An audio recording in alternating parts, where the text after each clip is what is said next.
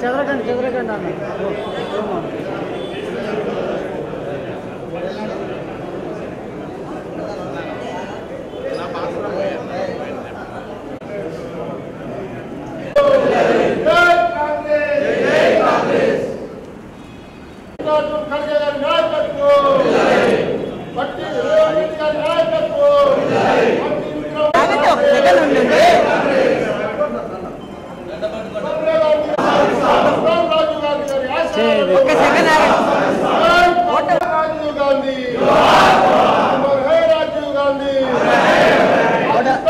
నమస్కారం.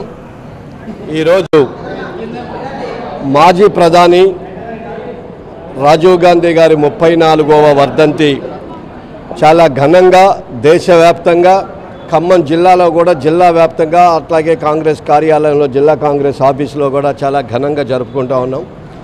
ఈ దేశం కోసం ప్రాణాలు అర్పించినటువంటి త్యాగశీలి రాజీవ్ గాంధీ గారు, ఆయన ఒక అద్భుతమైనటువంటి ప్రధానమంత్రిగా ఈ దేశానికి భావి తరాలకి ఉపయోగపడేటటువంటి అనేక కార్యక్రమాలని విజన్ 2020తోని భవిష్యత్తు తరాలకి అవసరమైనటువంటి టెక్నాలజీ రంగం అభివృద్ధి గురించి ఆ రోజుల్లోనే ఆలోచించితే ఆయన వేసినటువంటి ఆనాటి బీజాలే ఈరోజు దేశం ప్రపంచవ్యాప్తంగా భారతదేశం పోటీపడే విధంగా టెక్నాలజీ రంగంలో అభివృద్ధి చెందుకుంటూ వస్తూ ఉంది. ఇది చాలా నేటి పౌరులందరికీ కూడా అదే చాలా గొప్ప స్ఫూర్తిగా ఉంది.